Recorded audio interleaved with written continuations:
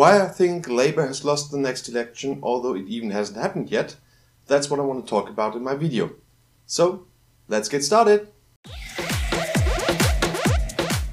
Welcome back to my channel and welcome back to another short Brexit video. As you know, this is party conference season.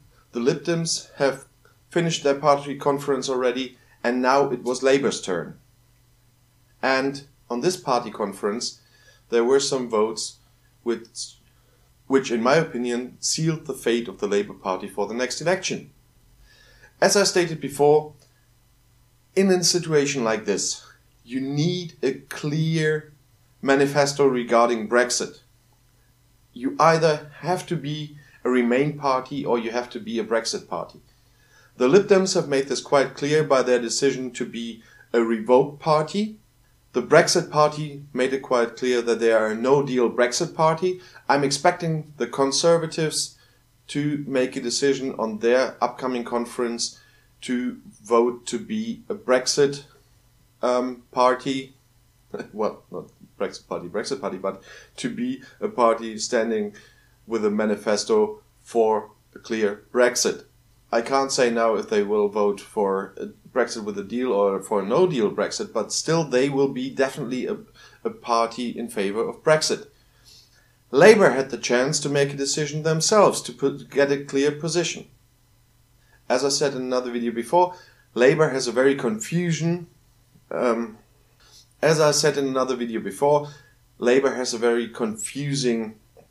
position at the moment, where Jeremy Corbyn wants to have a general election, he wants to be Prime Minister, then go to Brussels, negotiate another deal, put this deal into a second referendum that also gives the option of Remain, and as far as we know all the time already, then Labour wants to campaign for Remain in this referendum. And there was a motion on the party conference brought up by Labour members that Labour should place themselves clearly as a Remain party. This motion was defeated with the help of some unions, and that's something different to other social democrat parties in Europe. The unions have very big power in this party because if the unions want one thing and the rest of the normal members want something else, the normal members don't stand a chance in any vote. It was a close vote because not all the unions were on Jeremy Corbyn's side, but it was enough to take it down. It was a very confusing vote, by the way. In my party, I'm quite sure we would have had a written ballot on that one, but the presiding member on this conference decided that the vote was lost. And now that means that the Labour Party will go into the next election, which we are all expecting in November or December, as a neutral party. Even if Boris Johnson will have to go to Brussels and ask for an extension, if this extension happens, and then Jeremy Corbyn will put up a vote of no confidence in Parliament and will be successful, and after that there will be a general election, Labour will not win it. That is definitely what I think. Because it's not, if you stay neutral in a case like this, it's not that you get votes from Remainers and you get votes from Brexiteers. No, both sides will be angry. The Remainers will go to the Lib Dems because they have a clear position. Or in Scotland to the SNP because they have a clear Remain position.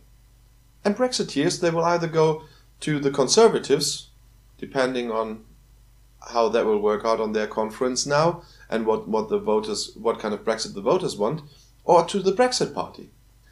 And now even worse, Nigel Farage is proposing an alliance all the time to the Conservative Party to not to stand where the Conservatives are usually strong, and asking the Conservatives not to stand where the Brexit Party wants to take on Labour in former Labour constituencies which are in favour of Brexit. And that is something that is now much more probable to work than it was before. And Jeremy Corbyn made a grave mistake there. I'm quite sure that they will not become strongest party in the next parliament. I'm quite sure they will lose votes and seats to the Lib Dems and to the SNP. And I'm quite sure they will lose other seats either to the Conservatives or to the Brexit Party. Because if you have such a confusing manifesto, not willing to say what you really want, you have to pick sides. Otherwise, you're done. We see this quite clearly here in Germany, where the Social Democrats have hit rock bottom in their numbers. In the polls, they're far down because of some things, not exactly like this, but a bit similar to that what Labour did now, and they are not very strong anymore. If there would be a general election in Germany, they would lose big time, and that is what I expect now from Labour. The second thing is, even if Boris Johnson will be defeated at court today, when I'm filming this, the Supreme Court hasn't published their verdict on the case regarding prorogation yet, but even if Boris Johnson is defeated there, as long the Supreme Court doesn't say he lied to the Queen and put this in writing and so on, and he has to step down, he will have gotten a much bigger victory on the Labour Party conference. And you have to let this sentence settle, because I never said that before about a Tory Prime Minister and a Labour Party conference.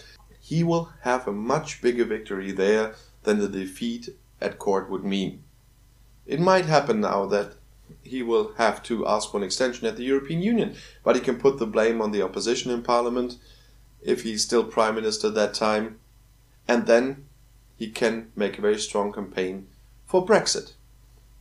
And the opposition, for me now, after what happened on the Labour conference now, the leader of the Remain opposition is now Jo Swinson and not Jeremy Corbyn.